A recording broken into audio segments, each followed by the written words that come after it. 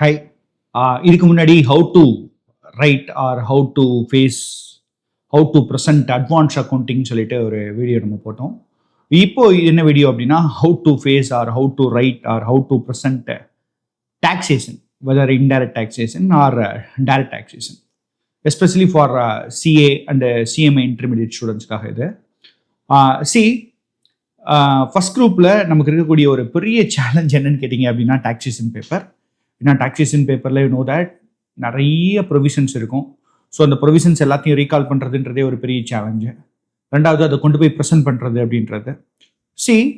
Taxation பேப்பரை பொறுத்த வரைக்கும் நம்ம படிக்கிறதெல்லாம் ஓகே, நம்ம படிச்சிருவோம். பட் அங்கே போய் ப்ரெசென்ட் பண்ணுறோம் இல்லையா, அது ரொம்ப ரொம்ப இம்பார்ட்டன்ட். மற்ற பேப்பர் வந்து பார்த்தீங்க அப்படின்னு சொன்னால் நம்ம என்ன ப்ரிப்பேர் பண்ணுறோமோ அது போய் எழுதுவோம். பட் டாக்ஸேஷன் பேப்பர் நம்ம ப்ரிப்பேர் பண்ணுறதை எழுதணும் ஒன்று. இன்னொன்று, இதை எழுதணும் அப்படின்றதுக்கு வந்து பார்த்தீங்க அப்படின்னா சில மெத்தட்ஸ் இருக்குது, சில முக்கியமான பாயிண்ட்ஸ் இருக்குது. அதை பற்றி தான் நம்ம இங்கே டீட்டெயிலாக டிஸ்கஸ் பண்ண போகிறோம். ஸோ தட் இந்த வீடியோ ரொம்ப ரொம்ப இம்பார்ட்டன்ட். கண்டிப்பாக வந்து பார்த்தீங்க அப்படின்னா நீங்கள் எழுதக்கூடிய அந்த மெத்தடை வந்து பார்த்தீங்க அப்படின்னா கொஞ்சம் சேஞ்ச் பண்ணுவோம் இந்த வீடியோ. ரைட், இப்போ நம்ம பேசுவோம். ஆக்சுவலாக போன ஜூன் 2026 சிஏ கொஸ்டின் பேப்பர் வந்து பார்த்தீங்க அப்படின்னா வெதர் அட்வான்ஸ்ட் அக்கௌண்டிங் ஆர் லா ரெண்டுமே ஈஸியாக இருந்துச்சு. பட் டாக்ஸேஷன் வந்து பார்த்தீங்கன்னா கஷ்டப்பட்டாங்க பசங்க. இதில் அப்படின்னா எஸ்பெஷலி டைரக்ட் டேக்ஸில் வந்து ஒரு பெரிய கொஸ்டின் கேட்டிருந்தாங்க. அந்த பிக் கொஸ்டின்ஸே வந்து பார்த்தீங்க அப்படின்னா அது என்ன சொல்ல, அதுக்கே நிறைய டைம் வந்து பார்த்தீங்க அப்படின்னா ஸ்டூடெண்ட்ஸ் எடுத்துக்கிட்டாங்க.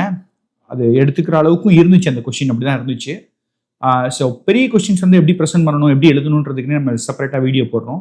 ஸோ அதை நீங்கள் பாருங்கள், அதுவும் உங்களுக்கு ஹெல்ப்ஃபுல்லாக இருக்கும். சரி, அதில் ரொம்ப டைம் கன்சியூம் ஆச்சு ஒன்று. அப்புறம் எம்சிக்யூக்கு நிறைய டைம் கன்சியூம் ஆகும். அப்புறம் ஜிஎஸ்டி பேப்பர் சொல்லவே வேணாம். ஜிஎஸ்டி பேப்பரை பொறுத்த வரைக்கும் ரொம்ப ஸ்பீடாக முடிச்சிடறாங்க பசங்க. பட் அதில் ஒரு சின்ன முக்கியமான பாயிண்ட் இருக்குது. ஜிஎஸ்டி பேப்பரில் எவ்வளோக்கு எவ்வளோ சம் எழுதுறோமோ அவ்வளோக்கு எவ்வளோ நோட்ஸ் கொடுக்கணும். வித்தவுட் நோட்ஸ் நமக்கு பாதி மார்க் தான் வரும். நோட்ஸ் கொடுக்கணும் சென்ஸ் எப்படி கொடுக்கணும் சார் சொல்கிறீங்க அப்படின்னா, இப்போ சே ஃபார் எக்ஸாம்பிள் எக்ஸம்ஷன் எடுத்துப்போம். ஒரு எக்ஸம்ஷன் அப்படின்னு சொன்னால் எதுக்கு கீழே எக்ஸம்ஷன் கண்டிப்பாக நம்ம சொல்லணும். சே ஃபார் எக்ஸாம்பிள் ஒரு சேரிட்டபிள் ட்ரஸ்ட்டு ஒரு சேரிட்டபிள் ஆக்டிவிட்டி பண்ணிட்டாங்க அப்படின்னு சொன்னால் அது எக்ஸம்ட்டு நீங்கள் படிச்சிருப்பீங்க.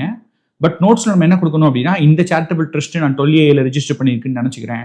சப்போஸ் கொடுக்கல, 12A ரெஜிஸ்டர் பண்ண trust 12A R 12AB register பண்ண ட்ரஸ்ட்னு கொடுக்கல அப்படின்ற பட்சத்தில் நீங்கள் கண்டிப்பாக அசம்ஷன் கொடுக்கணும்.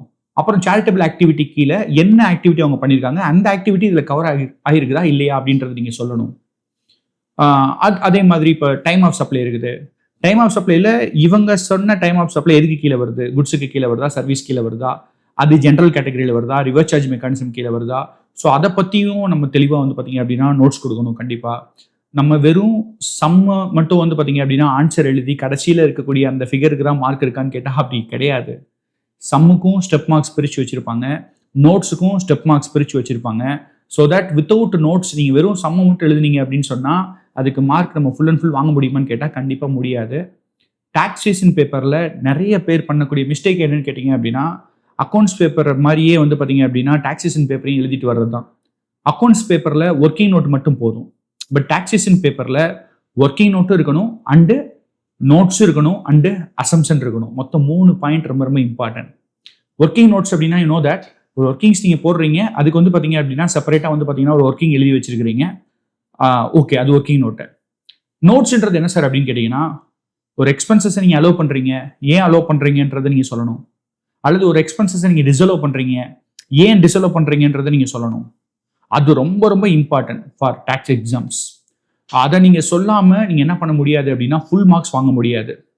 ஸோ ஒர்க்கிங் நோட்டும் இம்பார்ட்டன்ட், நோட்ஸும் இம்பார்ட்டன்ட். மூணாவது அசம்ஷன்னா என்ன சார் அப்படின்னா, ஏஜ் கொடுக்கல, நம்ம வந்து பார்த்தீங்க அப்படின்னா ஓல்டு டாக்ஸ் ரெஜிமில் போகிறப்ப நான் லெஸ் தென் 16 எடுத்துக்கிறேன் அப்படின்னு அசம்ஷன் எடுக்கணும். அல்லது ஏஜ் கொடுத்துருக்காங்க, ஒரு 80 இயர்ஸ்ன்னு கொடுத்துருக்காங்க, சீனியர் சிட்டிசனா இல்லையான்னு பார்க்கணும் அப்படின்னா ரெசிடென்ட் இண்டிவிஜுவலாக இருக்கணும். ரெசிடென்ட் இண்டிவிஜுவலை பற்றி சொல்லவே இல்லை. கண்டிப்பாக நீங்கள் என்ன பண்ணணும் அப்படின்னா அசம்ஷன் கொடுக்கணும். அதே மாதிரி நிறைய இருக்குது. பிஸ்னஸுடைய நேச்சர் கொடுக்கல, ஏதோ ஒரு இன்ஃபர்மேஷன் வந்து பார்த்தீங்க அப்படின்னா கொடுக்கல, கண்டிப்பாக நீங்கள் அசம்ஷன் போடணும். நீங்கள் படிச்சிருக்க ப்ரொவிஷன் வந்து பார்த்தீங்க அப்படின்னா ப்ராப்பராக படிச்சிருப்பீங்க. இது இருந்துச்சு அப்படின்னா இந்த ப்ரொவிஷன் இருக்கும் அப்படின்ற மாதிரி நீங்கள் படிச்சிருப்பீங்க. பட் கிளியர் கட்டாக கொஷின் பேப்பரில் இல்லாத பட்சத்தில் நம்ம கண்டிப்பாக அசம்ஷன் கொடுக்கணும். அது ரொம்ப ரொம்ப இம்பார்ட்டன்ட். ஸோ தட் டாக்ஸேஷன் பேப்பரில் நான் சொன்ன மாதிரி 3 ஒன்று வந்து ஒர்க்கிங் நோட்டு, இன்னொன்று வந்து பார்த்தீங்க அப்படின்னா நோட்ஸு, ப்ராப்பர் நோட்ஸு, இன்னொன்று வந்து பார்த்தீங்க அப்படின்னா அசம்ஷன், லாஜிக்கல் அசம்ஷன் கண்டிப்பாக நீங்கள் கொடுக்கணும். அதே மாதிரி இப்போ நான் ஒரு அசம்ஷன் கொடுக்குறேன் சார், அதுக்கான ஆன்சர் வந்து பார்த்தீங்க அப்படின்னா எக்ஸாமினேட்ட இருக்குமா அப்படின்னு நிறைய பேருக்கு டவுட் இருக்கும். அதை பற்றி ஒரி பண்ணவே பண்ணாதீங்க. சே ஃபார் எக்ஸாம்பிள் கிஃப்ட் வந்து பார்த்தீங்க அப்படின்னா 5,000க்கு மேலே போச்சு அப்படின்னா ஃபுல்லி டேக்ஸபிள்னு சொல்லி ஒரு ஆப்ஷன் இருக்குது. அது ஒன்று. ரெண்டாவது என்னது அப்படின்னு பார்த்தீங்க அப்படின்னா அந்த 5,000 கழிச்சிட்டு மிச்சத்தை மட்டும் டேக்ஸ் பண்ணுற மாதிரி ஒரு ஆப்ஷன் இருக்குது. 2 ஆப்ஷனில் எது வேணாலும் நீங்கள் எடுத்துக்கலாம். ஜென்ரலாக நான் சொல்லுவேன், புக்கில் இருக்கக்கூடியதே நீங்கள் எடுத்துக்கோங்க. புக்கில் என்ன பண்ணியிருப்பாங்கன்னா 5,000 மேலே போச்சுன்னா என்டையர் திங் டேக்ஸ் பண்ணியிருப்பாங்க. 2 அசம்ஷனுமே வந்து பார்த்தீங்க அப்படின்னா ஓகே தான், 2 ஆன்சருமே ஓகே தான், 2 ஆன்சருமே வந்து பார்த்தீங்கன்னா எக்ஸாமினர் கையில் இருக்கும். ஸோ தட் நீங்கள் எடுக்கிற அசம்ஷன் வந்து லாஜிக்கலாக இருந்துச்சு அப்படின்னா ஓகே. நீங்கள் வந்து ஜென்ரலாக அசம்ஷன் எடுங்க, ஸ்பெசிஃபிக்காக எடுத்துடாதீங்க. அசம்ஷன் ஸ்பெசிஃபிக்கான என்னன்னா, இப்போ ஏஜ் கொடுக்கவே இல்லை, ஏஜ் கொடுக்கலன்னா ஜென்ரல் அசம்ஷன் என்னது, லெஸ் தென் 60 years, அதான் வந்து ஜென்ரல் அசம்ஷன். நீங்கள் வேணுக்குனே வந்து பார்த்தீங்க அப்படின்னா நான் அது சீனியர் சிட்டிசன் நினச்சிக்கிறேன் அப்படி எடுத்துக்காதீங்க. ஸோ அசம்ஷன் அப்படின்றது ஜென்ரலாக இருக்கணும். அவங்க கொடுக்காத இன்ஃபர்மேஷனை கொடுத்த மாதிரி நீங்கள் அசம்ஷன் எடுக்கக்கூடாது. அவங்க சில இன்ஃபர்மேஷன் கொடுக்கல, அதுக்கு நீங்கள் அசம்ஷன் எடுத்தீங்கன்னா ஓகே தான். ஸோ நான் சொன்ன மாதிரி டாக்ஸேஷனில் இந்த 3மே ரொம்ப ரொம்ப இம்பார்ட்டன்ட், அதை கன்சிடர் பண்ணிக்கோங்க.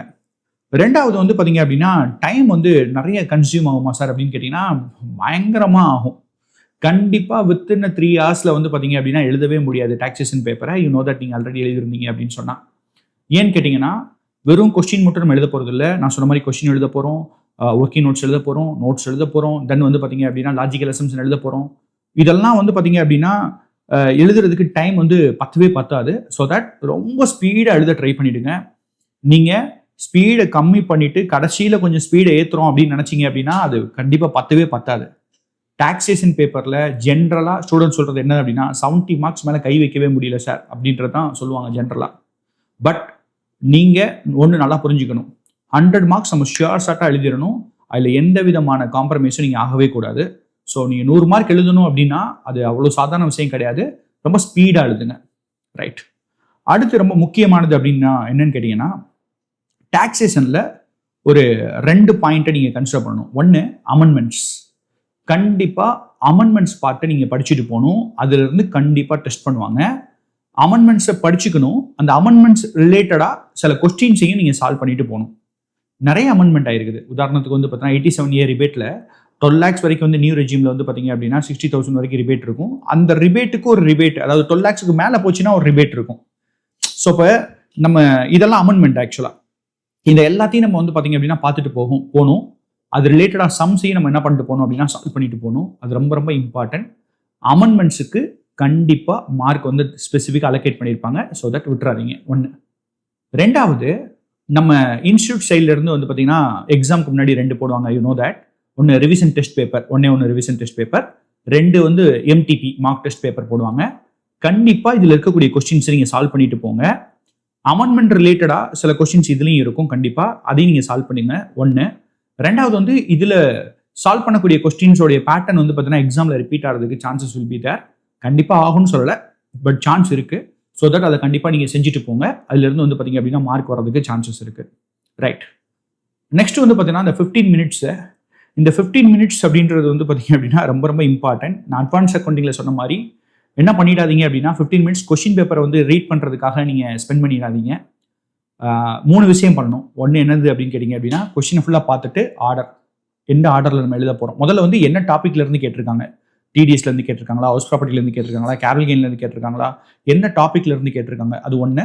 ரெண்டாவது ஆர்டர், எதை ஃபர்ஸ்ட் எழுத போகிறோம், எதை செகண்ட் எழுத போகிறோம், எதை தேர்ட் எழுத போகிறோம், அந்த மாதிரி ஆர்டர். மூணாவது வந்து பார்த்தீங்க அப்படின்னா சாய்ஸ், எதை சாய்ஸில் விட போகிறோன்றது ரொம்ப ரொம்ப இம்பார்ட்டன்ட். டைரக்ட் டேக்ஸில் ஒன்று விட போகிறோம், தென் ஜிஎஸ்டியில் ஒன்று விட போகிறோம். ஸோ தட் அதை நீங்கள் டிசைட் பண்ணிவிடுங்க. அதே மாதிரி டைரக்ட் டேக்ஸுக்கு தனியாக ஆன்சர் பேப்பர் கொடுப்பாங்க, ஜிஎஸ்டிக்கு தனியாக ஆன்சர் பேப்பர் கொடுப்பாங்க. அதில் கன்ஃபியூஸ் ஆகிக்காதீங்க. தனித்தனியாக வந்து பார்த்தீங்க அப்படின்னா ஆன்சர் எழுத ட்ரை பண்ணிடுங்க. ட்ரை பண்ணுங்கல்ல, ஆன்சர் தனித்தனியாக தான் எழுதணும். ஸோ அதை நீங்கள் என்ஷூர் பண்ணிக்கோங்க. அதே மாதிரி எம்சிக்யூக்கு நிறைய பேர் பண்ணக்கூடிய தப்பு என்னன்னு கேட்டிங்க அப்படின்னா நிறைய டைம் ஸ்பெண்ட் பண்ணிடுறது. எம்சிக்யூனாலே வந்து பார்த்தீங்க அப்படின்னா 30 மார்க்குக்கு 30 மார்க் எடுத்துடணும், அல்லது 25 மார்க்காவது எடுத்துடணும்னு நிறைய பேர் திங்க் பண்ணிக்கிறாங்க. அந்த மாதிரி ஓகே, திங்க் பண்ணுறது ஓகே, பட் எக்ஸாம் ஹாலுக்குள்ளே போகிறப்ப அந்த திங்கிங் எல்லாம் தூக்கி ஓரமாக போட்டுருங்க. எக்ஸாம் ஹாலுக்குள்ளே எம்சிக்யூக்கு நம்ம இவ்வளோ டைம் தான் கொடுக்கணும், நம்ம ஸ்பீடாக எழுதணும் அப்படின்றத நீங்கள் இது பண்ணிக்கோங்க. அதே மாதிரி எம்சிக்யூவில் கண்டிப்பாக வந்து பார்த்தீங்க அப்படின்னா எலிமினேஷன் மெத்தட் யூஸ் பண்ணுங்க. இந்த 4 ஆன்சருமே ஷியூரா 4 ஆன்சர்ல 3 ஆன்சர் ஷியூரா வராதுன்னு தெரிஞ்சதுக்கப்புறம் ஒன்று டிக் பண்ணுங்க. டக்குன்னு பார்த்த உடனே ஒரு ஆன்சர் நீங்கள் டிக் பண்ணணும்னு நினச்சிட்டீங்க அப்படின்னா அதுக்கப்புறம் ஏதாவது ட்விஸ்ட் வச்சிருக்காங்களான்றதை நம்ம திங்க் பண்ணணும். ஸோ தட் இப்போ சே ஃபார் எக்ஸாம்பிள் டேக்ஸ் வந்து பார்த்தீங்க அப்படின்னா கேட்குறாங்கன்னு வச்சுக்கோமே, அதில் வந்து என்ன டேக்ஸ் வருதோ அது அமௌண்ட் அப்படியே கொடுத்துட்டாங்க முதல் ஆப்ஷனில். நமக்கும் கால்குலேட்டரில் அதுதான் வருது. டக்குன்னு டிக் பண்ணிடாதீங்க. 87 இயர் ரிபேட் அப்ளை ஆகுதான்னு பாருங்க. ரிபேட் ஆனதுக்கப்புறம் வந்து பார்த்தீங்க அப்படின்னா மிச்ச இது அங்கே டேக்ஸ் இல்லைன்னு இருந்துச்சு அப்படின்னா அப்போ அந்த ஆன்சர் கரெக்டாக இருக்கலாம். அல்லது ஒரு இதில் டேக்ஸ் பேயபிள் நமக்கு ஒன்று வரும், அதை போய் போட்டுறாதீங்க. அடுத்த ஸ்டெப்பில் என்ன பண்ணியிருக்கலாம் அப்படின்னா எஜுகேஷன் சிஸ்டோட சேர்த்து வந்து பார்த்தீங்க அப்படின்னா போட்டுருந்துருக்கலாம். ஸோ நான் என்ன சொல்ல ட்ரை பண்ணுறேன் அப்படின்னா 4 ஆன்சரையும் ஒரு தடவை பார்த்துட்டு உங்களுடைய ஆன்சரை டிசைட் பண்ணுறது வந்து நல்லது. ஏன்னா நிறைய ஸ்டூடெண்ட்ஸ் வந்து சொல்கிறது என்ன அப்படின்னு கேட்டிங்கன்னா, நான் ஃபஸ்ட்டு பார்த்தோன்னே இந்த ஆன்சர் நினச்சிட்டேன் சார், பட் ஆனால் வந்து பார்த்தீங்கன்னா இதுதான் கரெக்டு சார். எப்பயுமே எம்சிக்யூல வந்து காம்ப்ரமைஸ் ஆகக்கூடாது. அதாவது இதுதான் ஆன்சர்ன்ட்டு டக்குன்னு டிக்கெட் அடிச்சுட்டு போயிடக்கூடாது.